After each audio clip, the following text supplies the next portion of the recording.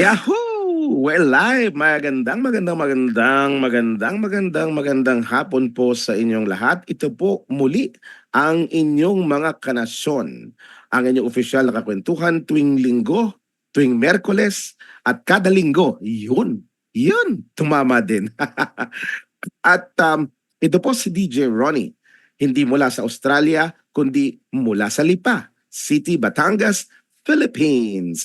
Kasama ko po ang buong pangkat ng Inklinasyon at of course, ang ating co-host ngayon, ang Muse number 2 ng Inklinasyon, isa sa mga daring but qualified. Yan. And she's flaunting it. Ladies and gentlemen from Makati City, please welcome Miss Janine. Good evening, Janine. Ay, good afternoon pala, Janine. Ano pa? Sir, wala ka sa Australia ngayon, Natataranta kasi ako pag nakikita ko yung ganyang mga outfit mo. Eh. Paano ba yun? Yeah, Oo. good afternoon po sa inyong lahat. Ako po si Janine Cruzet, ang magiging co-host po ngayon ni Sir Renel, fresh from Australia. Ngayon po nagbabakasyon sa Pilipinas. At inuubo? Opo, naninibago sa klima ng Pilipinas ngayon kasi mainit, Yeah. uulan, tas uulan, araw. So, yun, Oo. magandang tanghali po sa inyong lahat. At Saka rin nawa po, hapon. opo, tanghali or Mm. hapon. Mm. So, tanghali sa Australia or saan mang part po kayo ng mundo. Magandang umaga, magandang Yan. tanghali, magandang gabi, magandang Yan. hapon. So, yun po. Okay, very good. And gusto ko lang syempreng well, pasalamatan si Vice President Sara Duterte kasi siya ay bagamat aalis sa DepEd, kahit paano meron siyang naiwan sa sektor na sana'y huwag ihinto ng susunod na secretary. At mukhang ang ginugroom ay si Sani Angara. Mukhang siya ang one of the top choices, no? At sana huwag niyang ihinto yung 1 billion peso allocation na simulan ni Sara noong 2023 budget. At sana yung susunod na secretary, i-account naman niya ano ba yung ginawa, ano yung ginastos. Mula 2011 hanggang 2021, saan napunta yung 100 million kada taon na inaalat ng Department of Education supposedly for the learners, for the materials of learners with disabilities. Bakit sa halip na gumanda yata, for example, sa Braille, bakit dissolved na halos ang printing house for the blind? At pinaubaya sa mga guro ang pag-iimprenta ng mga aklat at audio materials. Ano pang silbi ng Bureau of Learning Resources as far as learners with disabilities are concerned? Alam mo, kaya ako naibubulat sa iyo lahat ito, Ms. Janine.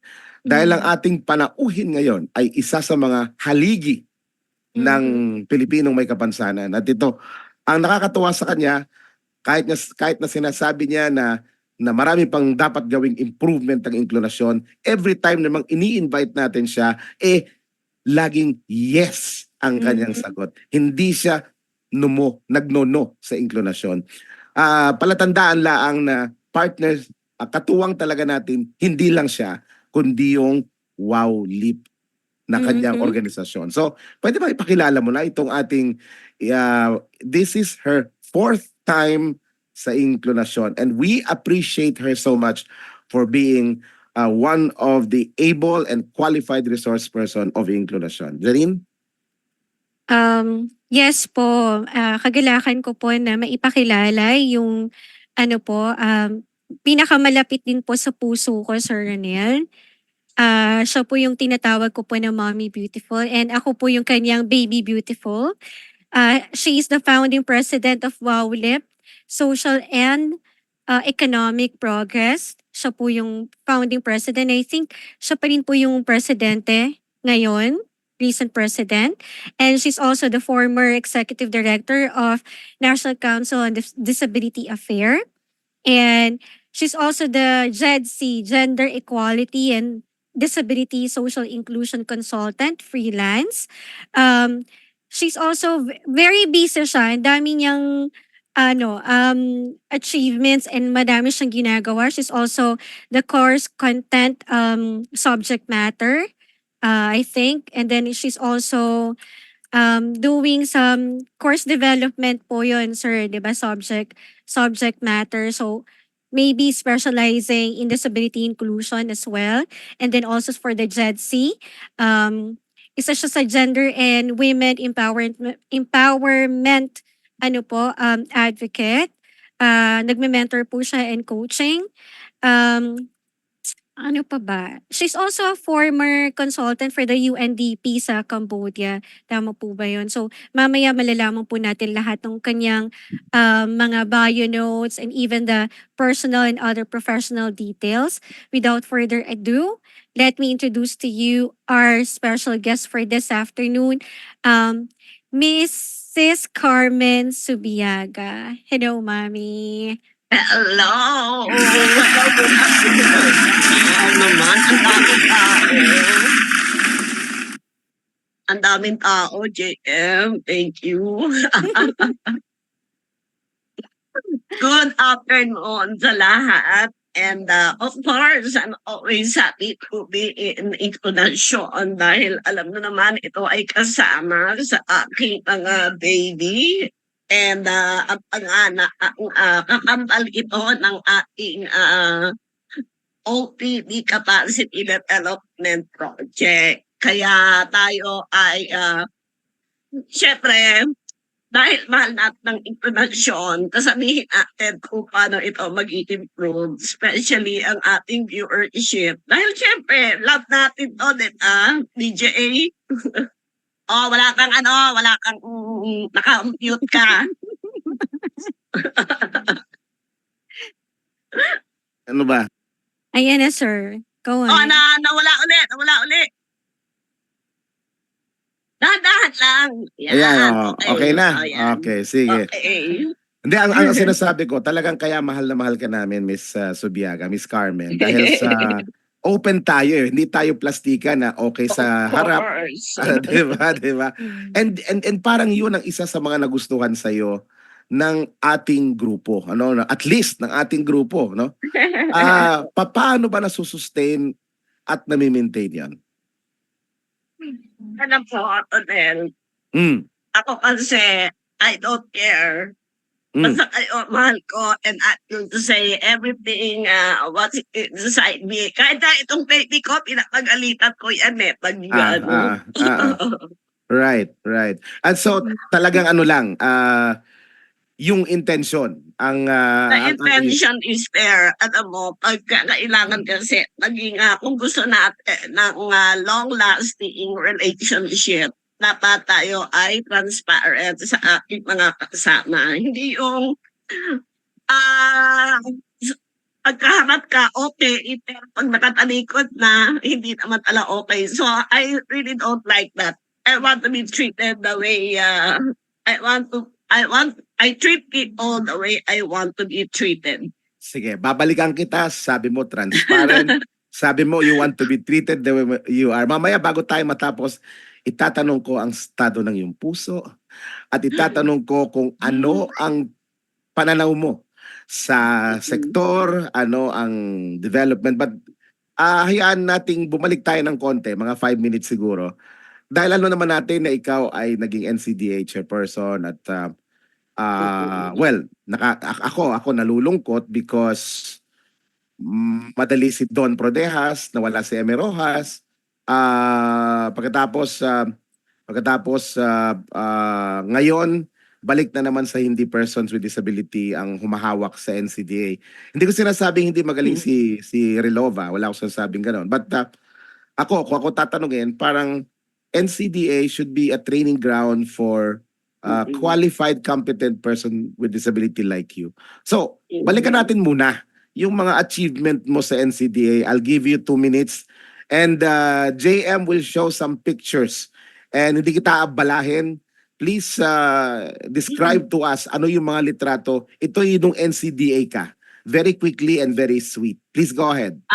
Itong picture na to, Yung NCBA ako ha, ayan. Yeah, Ito yeah, yung ayan. isa sa mga naiwan na legacy ay itong Global IT Challenge na Mm. kung saan ay diniscover natin ito mga youth with disabilities natin na talaga sila ay mahilig sa IT at dito na-unfold natin ang talents ng mga youth who are blind and other disabilities like youth with ADHD, Mm. youth with visual disabilities, Okay. and youth with autism, yung ating mga neurodiverse group. At syempre, mawawala ba ang mga deaf at ang Of mga course. youth with physical disabilities? Yun. Okay.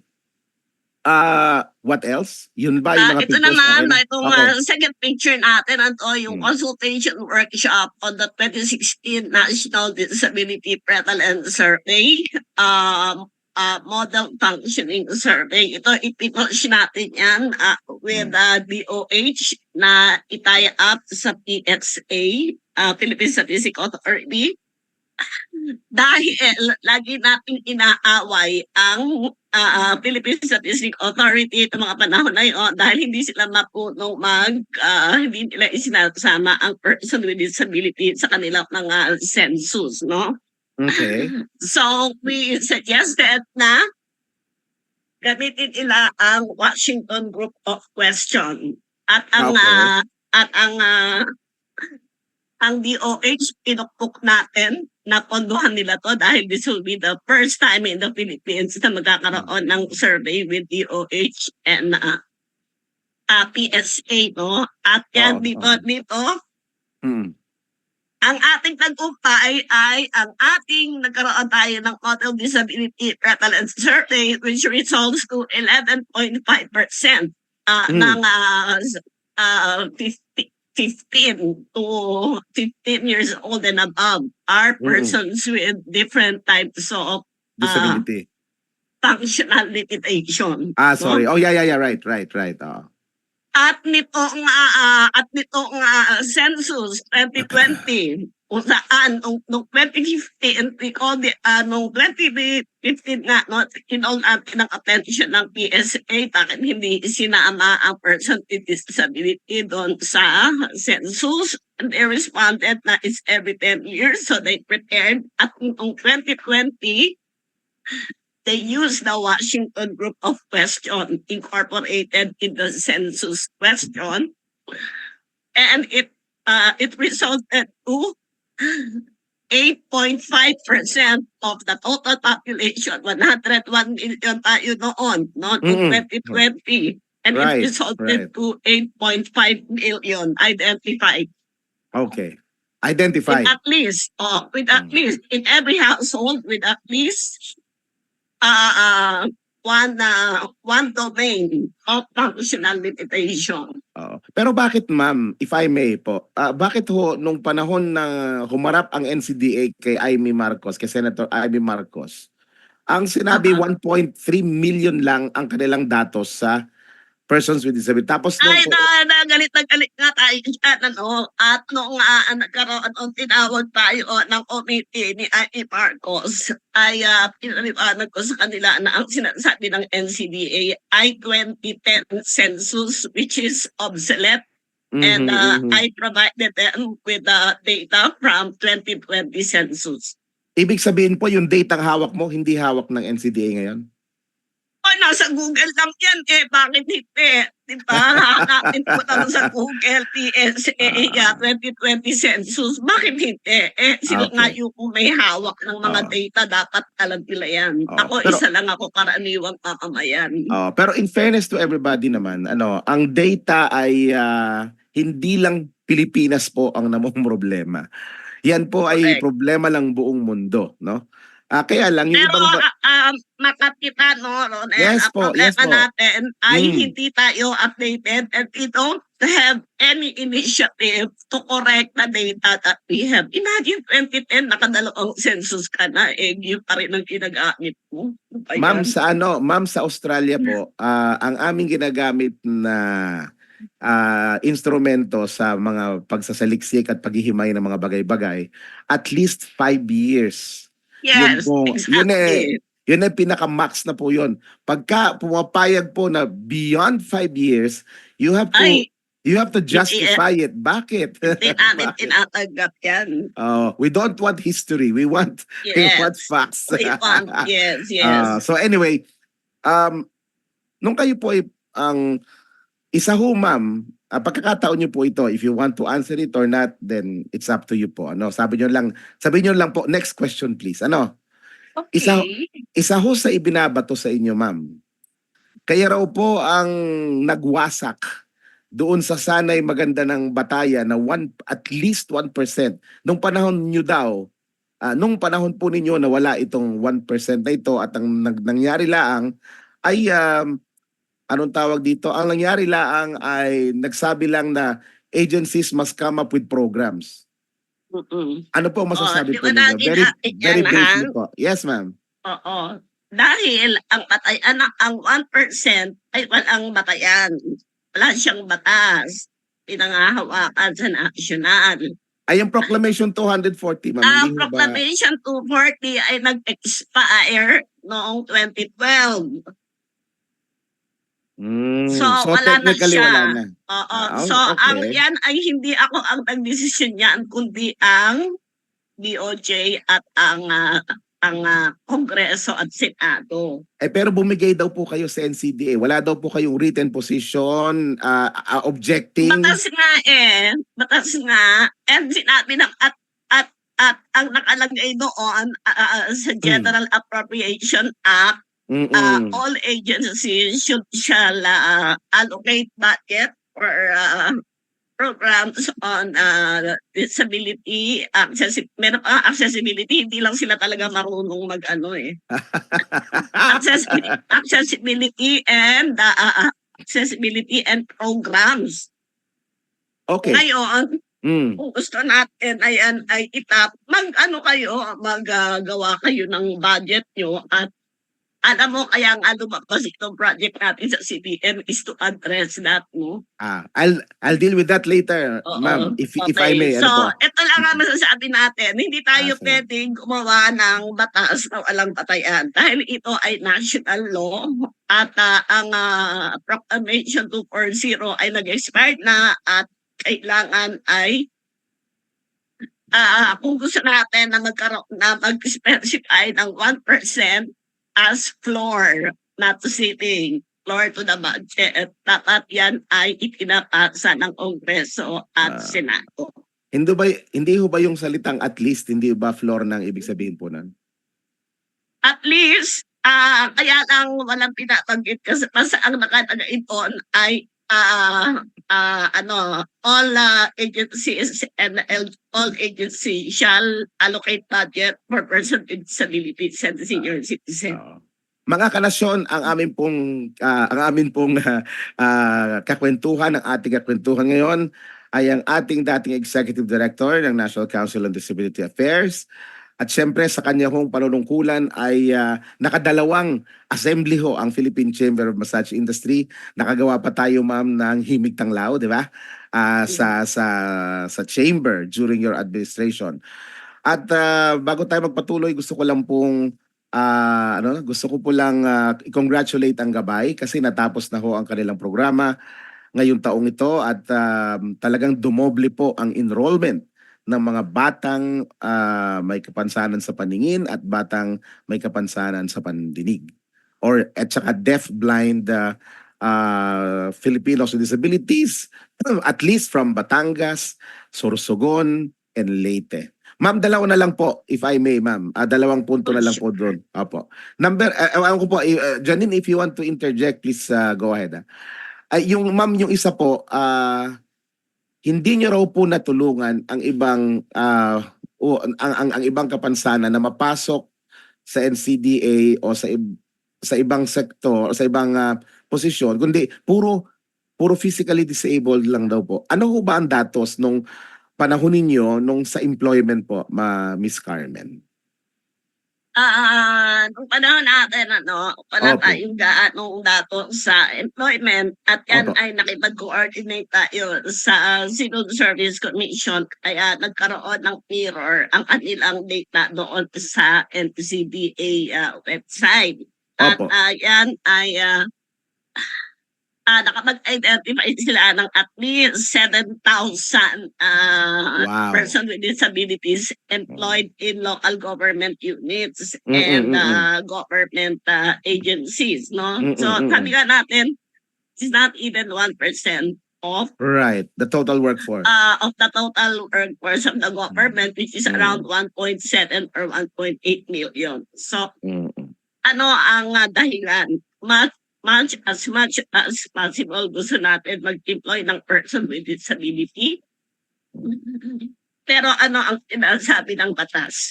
Qualified person with disability. So, Mm, mm, mm. kapag qualified naman, kinukuha natin, di ba? Pag hindi qualified, wala tayong magagawa dyan. Una, kailangan ay anuhin natin, no, yung capacity building din ng ating mga local, mga LGU, lalo na yung mga PESO, na magbigay naman sila ng training doon sa mga person with disability. Dahil ano ba ang number one problem ng person with disability? Self-esteem and skills. Gusto lang nila magtrabaho sila, pero what about the qualification and skills? Mm. Okay. Yan yung pinakamahirap nating ilaban. Okay, salamat po. And that will take decades siguro pa, di ba? Pero sabi nyo nga, you have started the direction towards it, ano? Okay. And of course, lahat naman tayo namumuno pero on a limited time, di ba? And bago doon sa huling tanong ko, ma'am, as far as NCDA is concerned, ano ka po, please give us some idea. Maliit lang po, ma'am. Kasi dahil mga NCDA, nung panahon ni Carmen, wala namang yan namang ganun, ganyan eh. Please give us an idea. Konti lang po, patikim lang. Ano ka po ang mga pressures na hinaharap ng isang ED ng NCDA? Alam mo, napakarami. Una, hindi tayo ang totoong implementor, no? Kundi tayo ay nagbibigay lang ng policy direction. So, at ang nag-i-implement, ang policy direction ay ibinibigay din according to their mandates ng iba't ibang national government agency. Halimbawa, ano ang policy direction sa employment? Wala po eh. Wala nga. Sila dapat ang gumawa. Pero ngayon kami, bahagi ako ng national ng trabaho para sa bayan na technical working group. It's based on the law, no? Yeah. Tama po. At noon, naipasok natin yung established mechanism for diversity and inclusion workforce. Kailangan may ano yan, kailangan meron, hindi lang to sa sinasabi natin na accept, embrace diversity and foster inclusion. Dapat meron niya ang established implementing mechanism. Right. Which should be a part of every government, especially government and business establishment. Pero Kaya ma'am, din yung yes. provision ng reasonable accommodation. Ang dami-dami natin sinasabi reasonable accommodation, pero hindi naman nila alam kung paano ipoprovide yung reasonable accommodation. Kailangan turuan natin sila. Sa Australia po, ang tawag dyan is reasonable adjustment. Yes, exactly. Sa kanila, parang mas maliwanag daw sa kanila yun kasi pag daw po accommodation, napaka medyo... Exactly, adjustment natin. No? Ito yung tinatawag natin na adjusting the workplace for our person with disabilities productivity and making them feel that they really belong to the workforce. So, ito yung mga ipinlink up natin at naipasok naman ito sa IRR ng trabaho at sakayan. Isa na lang, ma'am. Susunod, sorry, ma'am. Sorry. Opo. Ay gagawa tayo ng 10-year National Employment Plan. Yeah. And hopefully, we can we can inject some plans for persons with disabilities. Sali mo ako dyan, ma'am, kasi ang re-entry action plan ko from after my studies is Reframe Economic Empowerment Program for Filipinos with Disabilities. Yeah. Okay, ma'am, isa na lang Yes. po bago tayo pumunta Okay. doon sa main menu natin. Kita niyo naman mga kanasyon, ano pa lang to appetizer pero ang dami na natin natututunan. Isa na lang po, ma'am. 2015 po ay naging plantilla position ang PIDAW. May mga natuwa, may mga nalungkot. Ang sinasabi ho ng mga natuwa ay sila ay magkakaroon ng permanenteng trabaho. Sinasabi po ng mga tumututol na hindi trabaho ng gobyerno ang mag-employ ng may kapansanan. Pinaaral lang nga kayo, gusto nyo pang kayo ang magkatrabaho. Ang sinasabi po ng hindi nakuha sa PIDAW, ay bakit ka sila na nga ay nakapag-aral nung panahong naghihirap kami ng advocacy, ala naman yung mga yan. Ngayong nakagraduate sila pa rin ang pagbibigyan. Sobra-sobra naman. Samantalang yung mga naging PIDAW, out of at least, kung di po nagkakamali yung feed sa atin ng ating Inklo research, out of the 70 provinces, parang 15 lamang po ang PIDAW na persons with disabilities. Number 2, lumalabas din po sa pag-aaral ng Inklo research na lalong nahirapan ang mga may kapansanang lumapit sa PIDAW, hindi laang dahil nalimutan na ng mga nag-aral na may kapansanan ang mismong sektor, kung hindi na sila pinansin kasi nawala po yung every 3 years magre-report siya sa assembly para mag-submit para iboto siya uli, no? Ngayon po is 7 years na ang PIDAW, 50 years na ang Magna Carta for Persons with Disabilities. Ano po ang inyong masasabing pagtatasa doon? Una muna po doon sa kalagayan ng mga PIDAW officers ngayon na 15 lang po ang mga napaupo na persons with disabilities at ang sektor ay nahihirapan na lumapit lalo sa mga PIDAW officers nila. Alam mo, hindi sana mahirap, no, kung ang ating mga grassroots organization ay ginagawa nila yung kanilang tungkulin bilang civil society organization na tinatantayan nila ang kanilang mga interest, no? Dahil kapag ang isang organisasyon ay hindi nagkakaisa, walang pinuno, walang alam sa kung ano ang role nila, ganyan na nangyayari. Nagiging alipin tayo ng sistema na dapat ay tayo ang nagmamaniobra. Opo. Ano ibig sabihin yan? Hindi mo alam, una, tanggapin mo na ang advokasya mo ay hindi mo pwedeng maging trabaho. Okay. Pwede mong gawing trabaho ang advokasya mo kung ikaw ay kwalipikado. Diba? Dahil ito ay trabaho sa gobyerno at ito ay may kwalifikasyon, huwag nating pilit na ibaba dahil nakapantay na nga tayo, di ba? Naka-inclusion na nga tayo. Okay. Dahil tayo, ang PIDAW officer ay isang management position. Yes. At kailangan pag manager ka, meron kang technical skill. Yes. So, diba? Yun namang mga person with disability na qualified, sila naman ay nakukuha. Kaya lang, hindi naman, dahil may qualification ang civil service, dahil nga yan ay plantilla position. Okay. So, ano po magagawa ng mga probinsya na hindi persons with disability ang gaya sa Kalamba? Patuloy po ang pagdurusa ng mga may kapansanan doon dahil yun nga po ang sitwasyon sa ibang bahagi din ng Pilipinas, ano? Ano pong payo ninyo doon sa mga probinsyang hindi persons with disability ang kanilang PIDAW officer? Alam mo ang ano natin, it matters kung person with disability dahil alam natin na nakaka-identify siya sa ating paniniwala. But Opo. it doesn't matter kung kahit hindi siya person with disability as long as ginagawa niya ang kanyang tungkulin na Mhm. ayon sa nakasaad sa Sa ating PDAO, no? Okay. Alright. Mga duties and responsibilities. Yeah. Pero, Hmm. kapag hindi naman kayo kumikilos, hindi naman kayo nagbibigay ng inyong mga opinion at hindi kayo pumupunta doon sa Mga munisipyo, meetings. Hmm. mga meeting, paano kayo maririnig, di ba? Hindi pwedeng, Yeah.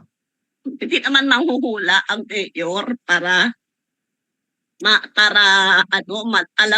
malaman yan, ito palang iniluklok niyang daw ay walang silbi o walang kwenta. Okay. I will leave it at that for the meantime, or else mapapagalitan po ako ni Director Ina dahil hindi ako sumusunod sa script. Punta na tayo, ma'am. Oo nga, ba't nga ba ko noon tinatanong nito si Janine? pero in fairness, Miss Carmen, there are so many points there na very good for discussion in some other times. So thank you for again opening that Pandora's box of our sector. Now, we go to Wow Leap. Wow, Leap. Janine, it's your turn. Opo. So, yung sinasabi po ni Sir Renel, Ma'am Carmen, yung main menu natin for this Facebook Live program, nagkaroon po kayo ng partnership with CBM Global Disability Inclusion. So, maaari niyo po ba kaming bigyan ng konting background or overview? Ano po yung project niyo and with CBM Global, and paano po kayo nagkaroon ng ganong project with them? Ano yung mga proseso at ano po yung objectives ng inyo pong project with CBM Global? Well, kasi noong 2021, nag-call for proposal ang CBM opening to OPDs or Organization of Persons with Disabilities. So, nag-apply tayo at ang in-apply natin ay capacity development of organization of persons with disabilities for their full participation in inclusive governance. Mhm. Dahil wala tayong data about OPD, they granted us a 1-year program, no, para gumawa ng mga research at mga pag-aaral, ano ba ang mga pangangailangan ng mga OPD so that they can fully participate in local governance. And what are the Opo. findings? What are the salient findings of this research that you Okay. did, ma'am? Ito ay nagawa natin, we came up with a mapping of organization of person with disabilities in different parts of the country. And out of the 100 organization who participated in the survey, mind you, iilan lamang sa kanila ang mayroong registration sa SEC. Mhm. Ang iilan at mga sinabi sana na nagkodigo ako. Hindi, okay lang, ma'am. Opo. At nakita More or natin less po, more or less, ma'am. nakita More or less. natin na almost 70%, no? 70% talaga ay wala silang bylaws, wala silang mission. At ang tanging gusto nila, ang gusto nila? Gusto nila makatulong, gusto nilang mag-ayuda sa mga person with disability. Mhm. At sa sarili nila. At Opo. wala din sila at sila ay at least halos 65%, no, ay inorganize, tinawag ng mga MSWDO at ng kanilang mga kapitan ng barangay, kaya sila naka-organize, hindi sila voluntarily na nag-join together to form an organization. At sila ay tinuro-turo lang. Ganon? So, at doon sa ating FGT, ay dito natin nakita ang impact na ano ang mga kulang. Maramihan sa kanila, majority of them, lack knowledge about rights, about laws, about organization development policies. At at kung paano mag-register, kung paano mag-function sa Local Development Council. Yeah. At merong ilan na nagpa-participate pero sila ay hindi formal member. Ma'am, wag po Mm. kayong, again, wag po kayong ma-offend with all due respect. Oo. Ano ho, hindi ho ba ito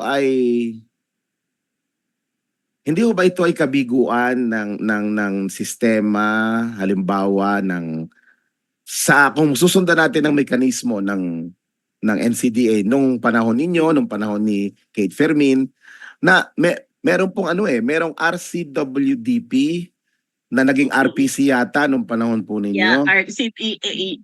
RCPA po. Ibig sabihin parang sa sinasabi po ninyo, hindi po nakatulong itong mga ganitong mekanismo. At kung hindi po nakatulong, madam, paano po nais ito baguhin at iayos ng inyong grupo, ma'am? Actually, Ronel, no? Opo. Napaka-sakit. Opo. Kahit ikaw, di ba ikaw, Ay, opo. sa inyong pudlaka, paano ka naka-register sa SEC? Hindi ba gumastos kayo ng sarili nyo? Opo, yes, ma'am. Opo. At paano kayo ba ay nagbabayad ngayon ng inyong mga annual dues sa SEC? Kayo Opo, ba ay ma'am. mahirap talaga, napakahirap po na. And then, Kailangan- talagang mahirap po. Mahirap talaga. Wala namang magbibigay sa iyo ng suporta para makarehistro ka o makapunta o mabigyan ka ni DOLE ng accreditation. Yan Mhm, ay mhm. kailangan may alam yung mga opisyal. Kung ang mga opisyal mo tinuro-turo lang, Mhm. Paano yun? Ano po? tatawagin lang for compliance. O, di ba? O, nag-RCDA, may organisasyon dito. Okay. Hindi mo man lang tinignan kung ito ba ay rehistrado o ano. At ano Right. ang kanilang mga alam. So, Right. at ito ba ay pagkukula.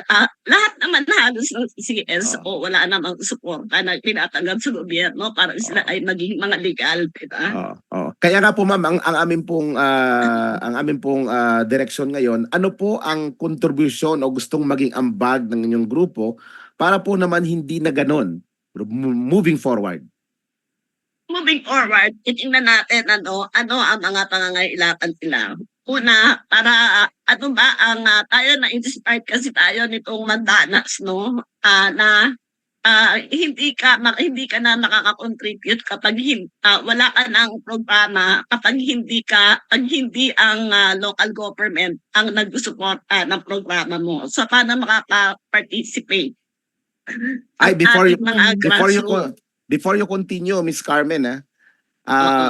wag nyo lang pong gagayahin ito, atin lang tayo naman nagkikwentuhan. Wag nyo gagayahin Oo. po yung ginagawa ng ibang gobernador, gaya ng aming governor. Hindi. Ang ano Hindi, natin, ma'am, tapusin ko Oo. lang. Nangutang ng 4.5 billion. So kumbaga yung sinasabing Mandanas funding hanggang 2026, hindi mapapakinabangan ng kahit sino because pambayad lang sa utang niya. Anyway, yes, ang sakto. pangalawang dapat bantayan po nating mga umaasa dyan sa Mandanas ruling na yan, meron na pong 3-4 na bills sa Congress, sa lower house, na nagre-repeal or nagsususpend ng implementation dyan sa Mandanas ruling. So, bantayan lang po natin yon. Go ahead, Miss Carmen, Okay, sorry. whatever, no? Yes, ma'am. Ang importante kasi dito ay makaparticipate tayo sa paggawa ng correct. programa at Yes. pagbabudget. Kaya Yes. ituloy mo o hindi ang Mandanas ruling na yan. Dapat kasali tayo. Ito ay isang paghahanda para ang mga person with disability ay maging part ng mga decision-making body sa kanilang mga munisipyo. Diba? Oo. So, hindi yes. ka naman makakapasok sa decision-making body pag hindi ka rehistrado. At hindi wala ka kang- ready. Oo. At hindi ka ready. At ito Yes. ang ginagawa natin dito sa 4 na munisipyo. Saan po ito, madam? So tayo ay nag-identify tayo ng 4 na munisipyo. Isa sa Camarines Sur, itong Calabanga, malapit sa Naga. At meron din tayo sa Eastern Samar. Ito yung ang geographically isolated and disadvantaged areas. At dito sa Compostela, Cebu at sa San Jose, Dinagat Island. So mga ano po ito, ma'am? Not only these are places in the provinces, but medyo parang rural, ano ho? Yes, yes. At yung mga disadvantage talaga. At all in all, we are covering 101 barangays in 101 barangays. in all target areas. Okay. At dito talagang madugo ito. Bigyan natin ka uli, Janine, si Miss Carmen. Meron yatang inihandang mga Na ilang pictures. litrato. Oo. Mhm. Can you please, ma'am, again walk through us these pictures? Meron ba, JM? Oo, Yeah. ito yung ating MOA, itong unang picture, no? Ito yung ating signing of Memorandum of Understanding with the Mayor of San Jose, Dinagat Island, with Mayor Ecleo. Uy, Mhm. the famous. Oo. Okay. Ano na to, grandson. No? Okay, okay. Ba? And dito naman sa isa, ito yung ating orientation and simulation activity on the use of data profiling tool. Uy, paano yan, ma'am? Ah. Kwentuhan nyo nga kami yung simulation na yan. Oo. Ano Kasi nangyayari dito, po? kami ay gumawa kami together with Las Piñas Federation of Person with Disability na mga data profiling tool para bilang paghahanda sa aming data profiling and needs assessment for Opo. 48 barangays of Calabanga, Opo. 24 barangays in TAF, Opo.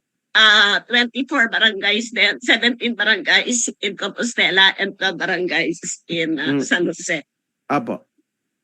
So, meron kaming mga mobile phone na nilagyan namin ng Kobo Tool application. Okay. At noon, Okay. kahit walang signal, pwede silang encode. Uy, sito may tao. Mhm. At Opo, kapag opo, sila ay naka-encode na, kung sila ay dumating nakapunta sa lugar na may signal, saka pwede nila itong i-upload doon sa ating server. Kaya walang problema, hindi katulad ng ating PRPWD, kailangan mo pa ng internet bago ka maka-upload. Opo. Okay, para pa lang nung panahon namin, Janine, nung pumutok ang Taal, ganon din ang ginawa namin kasi nga medyo mahirap yung mobilization, Sige. ganyan. Tapos pandemic pa, di ba? So, ganito rin ang ginawa. Nag-mobile phone din kami. And ano po ma'am ang naging impact in terms of awareness, in terms of interest building dito sa mga taong to? O communities na ito? Eto, nung tayo ay binigay natin sa mga nag-capacity building po na tayo sa ating mga nag-identify tayo ng mga leaders for trainers training at dito binigyan natin sila ng disability awareness. Kung paano sila mag-conduct ng disability awareness, paano sila mag-conduct ng organization development training, advocacy strategy training, at yung disability data awareness para sa lahat ng person with disability and LGUs. Okay. Pero una namin ibibigay sa kanila yung personality development, team building, and leadership. At dito talagang nakita namin na nabago yung kanilang mga pananaw at naging mas committed sila sa kanilang ginagawa as leaders in the municipality. Alam mo, Janine, yung sinasabi ni Miss Carmen na personality development, team building, ito ay hindi nakukuha sa isang o dalawang upuan, di ba? Pero yung ginawa nilang pagtatanim ng binhi, katulong ang CBM, at yung grupo nila, di ba? Ito, mga season, dito mga nagle-lecture na to Ayoko sabihin may edad na. Season dito mga ito. Caliber. Oo, si Tita Carm, sa limbawa, lumaki na sa advocacy, ang iba pa mga kasama niya. Ano po ngayon ang sustainability nito, ma'am? Dahil 3 taon lang kayo, ano ho ang output na gusto nyong makita dito sa mga communities na na-touch ninyo o nabigyan ninyo ng wisik ng pagbabago? Yeah. Well, Mhm. actually ngayon natutuwa kami dahil yung aming mga na-train na mga participant natin sa trainers training, sila na Opo. ang nagko-conduct ng training sa mga barangay. At makikita naman ninyo, no, naka-post yan kung paano sila kung paano na yung isang babae na sa simula napaka-shy, ayaw magsalita. Parang Pero ako, dumating shy. yung panahon na siya na Oh. yung nagsasalita sa harap at napaka-eloquent niya, napakagaling niyang mag-conduct ng training. Mhm. So, yan yung gusto natin at sa lahat ng at lalo na din dito sa nakita natin paano ano yung mga challenges and barriers Yeah. na dinaranas ng mga person with disability, especially women with disabilities. Maikli lang po, ma'am. Meron po ako narinig na isang kwento galing dyan sa Bisaya na siya pinagmamalaki niya, siya ay advocate. Advocate daw siya, advocate. At siya daw ay napagbigyang magsalita sa harap daw po ng mga department heads. At tinanggap daw po yung kanyang advocacy. Sabi niya gano'n. Alyabang pa niya, di ba? Ngayon, ang tanong ko po sa kanya, nasaan yung pruweba na napalagay sa annual investment plan yung mga dinaldal mo sa Mhm. sa harap ng mga department heads? Nandoon po yun. Nasaan nga? Ay hanggang Correct. ngayon, ma'am, wala akong maipakita. So papaano po natin may iwasan yung mga ganong sitwasyon na Kami, opo. meron kaming mga video. Naka-post yan. Ah. Diba? Meron kaming mga Mm. video, meron Mm. kaming mga na nagsasalita yung aming mga trainer sa harap ng mga barangay second liners officer. At meron din tayo mga testimony ng mga una pa, ng mga unang session. Mm. And another testimonies Mm. after the session. Mm. Mhm. At documented ang lahat ng aming mga training. Okay, but at May the end of... tanong ako, sir. Ay, sorry Janine, please go ahead, Yeah, sir. at Please, tungkol please. po din sa sinasabi niyo po, ma'am, na yun nga, kasi yung tungkol po din sa sinasabi ni Sir Renel, yung evidence-based na mga documents na ito po may impact talaga yung project or itong taong to talagang nag-conduct ng disability awareness sensitivity training. Sa inyo po bang Ma'am Carmen, sa inyo pong organization, do you have this tools to evaluate or assess the impact nung inyong project or program na ini-implement? Like for example, sa sa project nyo with CBM Global, do you have an existing performance measurement framework, something like that, or evaluation on the impact o kaya po yung endline results nung inyo pong project in WOWLIP po? Yes, dahil hindi ka naman nila i-approve pag wala Correct. yan. Okay, ano po ang mga indicators nyo Yes, doon sa yung may mga evaluation tools indicators. ninyo? Well, yung unang namin ay number of out of 101 barangays, Opo. ilan yung meron na ilan yung ilan yung ilan yung Umaten, hindi nag-participate. una kasi yung capacity no kung gaano ano yung mga Changes. oo, ano yung mga Opo, ano yung mga like for example, number of officers of person with disabilities who have increased participation in organization. In organization development and activities. Out of the 100 trainers, training participants, how many number of participants who actually conducted trainings at the barangay level? Opo. Saan galing yung training material sa inyo po, ma'am? Ayan ay dinevelop namin based on the training needs Needs assessment. analysis na ginawa natin. training ni ano po ang tatlo lang ma'am without kasi medyo kulang na po tayo sa oras. Ano po yung Oo. mga tatlong o dalawa man dalawa na lang po baka dalawang pangangailangan po na nakita ninyo na tingin po ninyo na solve ninyo doon sa conduct of this process po. Mhm. Unang-una, yung number one kasi, yung knowledge about disability laws. Number two is knowledge about disability, yung organizing and organization development policy. Okay, as far as your other stakeholders like the government of these municipalities, ano po ang naiambag ng project ninyo in Ay. terms of awareness po? Ang dami. Ma'am, dalawa lang po. Dalawa lang. Opo, opo, Una, opo. yung local government natin, they are very open na magbigay ng venue from the barangay to the municipio, venue ng mga training activities for person with disability, training, mga training activities.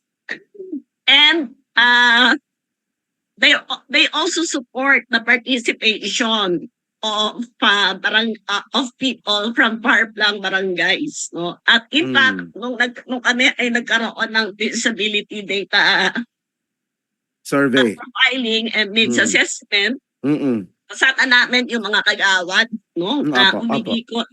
umiikot sa mga bahay-bahay para interviewin yung mga person with disability na hindi makaalis ng bahay. Opo. Mhm. At in-open nila yung kanila mga barangay halls to be the center for na doon pupunta yung mga person with disability at pinapakain pa nila, naghanda pa sila talaga. Wow, may tinolang Wow. manok dyan. Okay. Oo.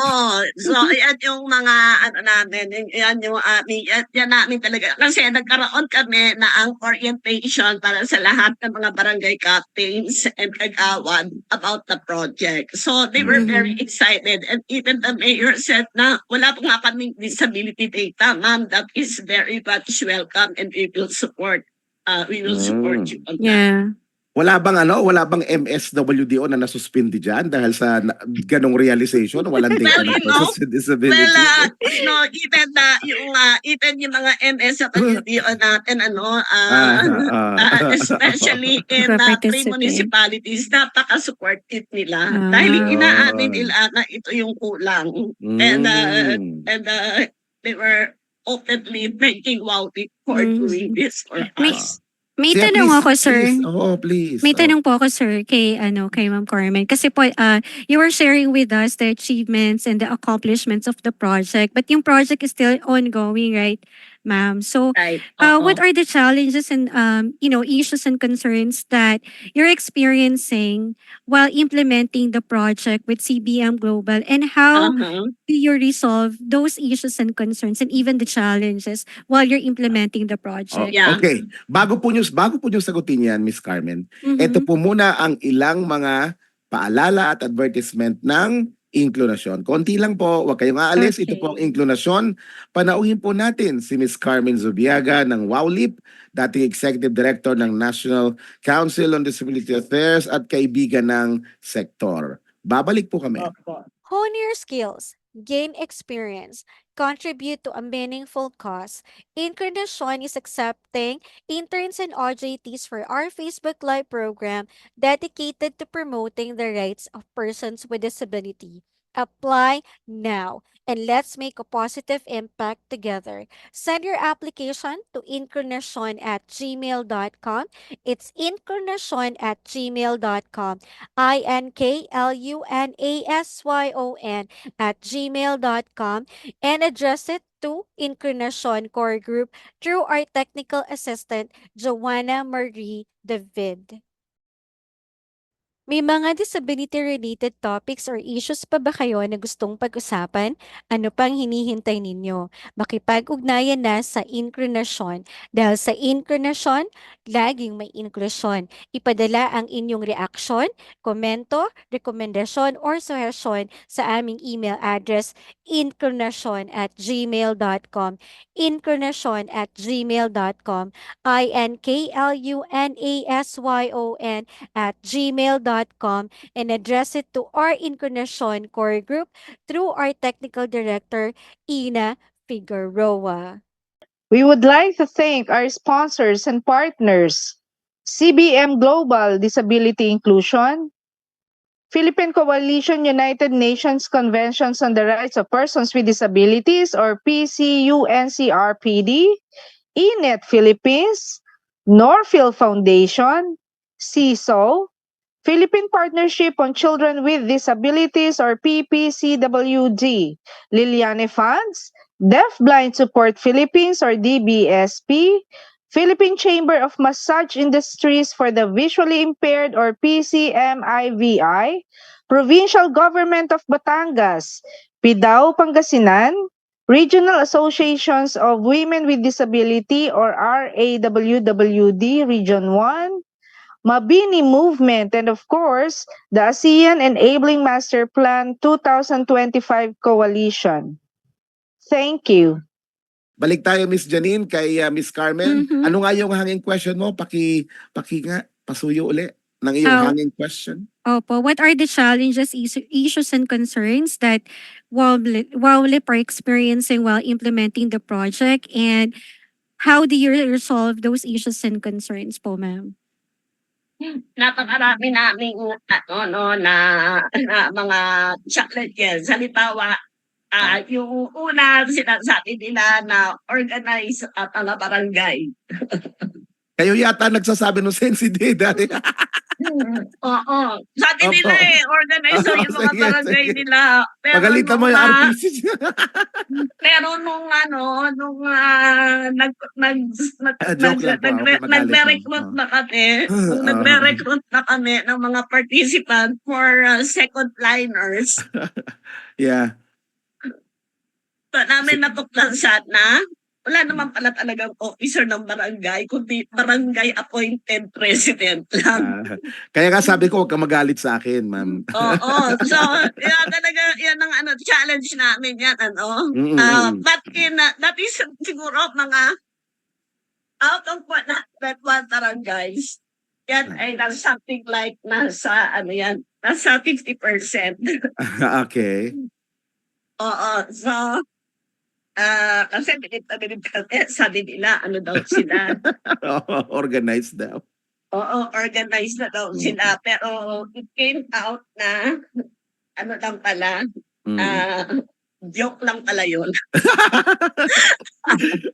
Miss Carmen, though in Pero hindi doon natatapos. please po. Opo. Hindi doon natatapos. Nag-identify pa rin kami ng mga person with disabilities from different barangays. At sinama na namin ng mga kagawad na na mag-identify sila ng kanilang mga person with disability. Mga kagawad naman, syempre rural area yun, tuwan-tuwa sila dahil nakakakuha sila ng mga training sa kanilang kailangan nila, especially yung mga batang kagawad. Okay, so yan. Doon tayo talaga, doon tayo bumawi. dalawang taon pa ho, ma'am, ang nalalabi sa project, at least, no? Siyempre, I'm sure pag ganito kaganda yung sinasabi nyo sa amin ngayon, I won't be surprised if CBM will grant you another 3 years to sustain it and to, seal it properly. Ano po? In so far as you are concerned, mayroon pong recent statement ibalik ko lang ng konti sa NCDA. May recent statement si Director Relova nung in-interview namin dito. Sabi niya, I have realized in the 30 days that I've been here, hindi na responsive ang NCDA sa needs ng sector. What's your comment po? Or would you like to comment? Well, alam mo, karaniwan naman yan sa mga national organization, ano, talagang kung ikaw ay nakatutupad yan sa policy direction ka lang talaga. Mm-mm. Wala ka talagang, wala tayong saysay Okay. sa pangangailangan doon sa ibaba, doon sa Okay. grassroots. Okay. Having said that, Oo. ma'am, Yan, having oo. said that, ma'am, sabi ko sa iyo kanina, 'di ba? Kukumustahin ko ang estado ng puso mo. Kumusta ngayon ang puso mo in terms of kasi hindi ka tumitigil. Alam ko 18 years old ka na, but in spite of that, ma'am, in spite of that, dire-diretso ka pa din kahit binabato ka na, nabigo ka sa eleksyon, may apo ka na, di ba? Pero andyan pa rin si Carmen Sobiaga, hindi tumitigil, sige pa rin ng sige. Bakit? At hindi ba napapagod ang puso mo sa mga ganitong failure or ano ba? Saan ba galing ang lakas ni Carmen Sobiaga? Alam mo, ang lakas na ay yung mga katulad ni Janine. Oh yes. Mm. Yes, naku, Na- pag ganyan naman, naku talaga, kahit Kaya araw-araw. Love you, Mommy. Oo, diba? Yung mga katulad niya, and marami naman sila, kaya hindi tayo talaga tumitigil dahil gusto natin na madagdagan pa sila. Dahil alam naman natin na it's very hard to work in advocacy pag wala kang nakikita na liwanag. So tayo nagpapakita tayo ng liwanag Mm. na somewhere out there Mm. Yeah. there is life if we really Oo. want to affect other people. Oo. So hangga't may mga kwento na naiiyak ka, hangga't may mga kwento na hangga't may mga kwento na na sasaksak sa puso mo, huwag kang tumigil dahil kailangan mabawasan yung mga ganyang mga may masasakit na kwento na kailangan pag kinukwento nila yan ay pinapakita na nila yung courage kung paano nila ito na-overcome. Yeah. So, On that- kailangan natin yeah. talaga yan. Yeah, on that note, Miss Carmen, as Yeah. always, it's a privilege to talk to you and to learn from your wealth of experience. Now, not unless meron pa si Janine. Meron ka pa, Janine? Na Gusto kong dagdagan po yung message ni Mommy Beautiful. Yung sabi mo po kasi, sir, di ba, bakit hindi napapagod si Ma'am Carmen? Sa akin, on a personal note, okay lang mapagod as an advocate. Nakakapagod naman po talaga mag-advocate, and then you can see results, parang agad-agad. So, ang sa akin, ang word of wisdom ko, it's okay to get tired, but don't give up. Don't give up on hope. Don't give up your mission, vision in life, or even helping others. It's okay kasi pwede mo pong ipahinga eh, 'di ba, Ma'am Okay. Carmen? So, pero don't give up. It's okay to get tired, and then you give yourself a break, and then move on, move forward, and still don't stop. Don't surrender. Hindi quitter ang mga women with disabilities, especially those women with disabilities who are really empowered and mentored by our very strong advocates with energetic, disability. dynamic.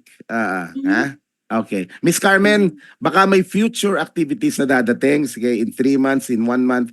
Please go ahead. You Yeah. can invite them, please.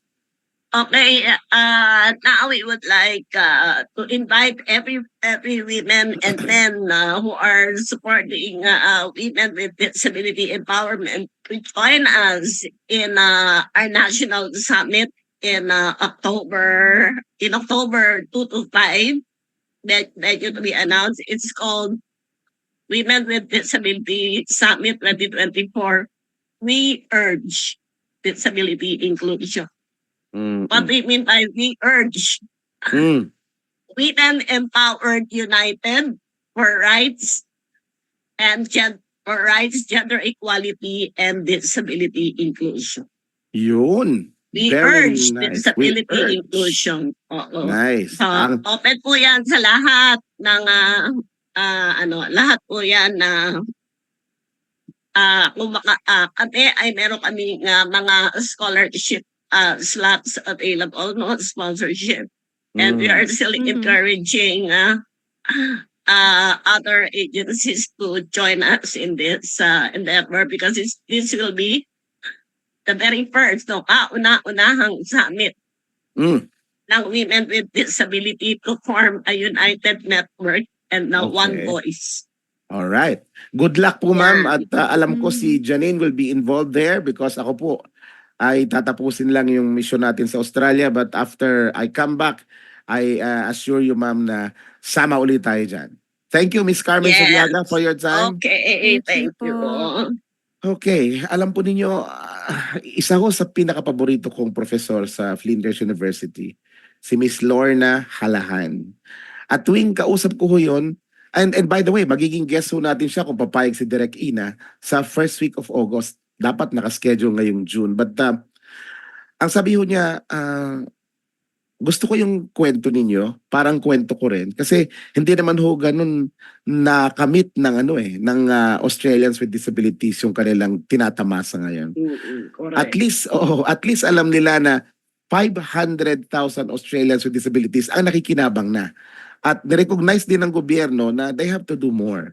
In spite of the fact that they are spending 40 billion Australian dollars every year. Kaya nga ang tawag ho ngayon sa mga caregivers doon is they are into care economy. Kaya ang dami ho nag-i-interest na sektor ngayon sa persons with disabilities sa Australia kasi alam nilang pinopondohan ng gobyerno. So number one message na pinakita ni Ms. Carmen ngayon is obligasyon ng gobyerno ang tumulong gaano man ito kaliit. Obligasyon ng gobyerno, wag na tayo umiwas. Wag nang sabihin wala tayong pera. 1970s, ang utang natin $24 billion. Ngayong 2024, 16 trillion dollars ang utang natin. Sinasabi pa rin nyo, walang pondo. Tama na ho yung ganong naiiwan na ho lalo ang sektor, di ba? And sabi nga po ni Miss Lorna Halahan na sinabi rin ni Miss Carmen kanina. At by the way, Lorna Halahan also is a professor, a PhD with physical disability ho siya. Marami na siyang hinawakang tungkulin para din pong si Miss Carmen Subiaga. Sabi niya, huwag kayong titigil kasi may mga leaders si kanya na kinukuha lang yung leadership for prestige, for position, for power. Pero meron ding mga leaders na naramdaman ko na talagang sincero sa kanilang ginagawa. Huwag kayong titigil, huwag kayong susuko. On that Correct. note, on that note, Ms. Carmen, our heartfelt thank you for your presence this afternoon. And on behalf of Janine, pangarap po namin na umunlad pa yung inyong ginagawa sa Wow Leap kasama ang CBMG Philippines. And ito po si DJ Ronnie, nagsasabing don't forget to smile, don't forget to count your blessings. At tatandaan mo natin, inklusyon, now na!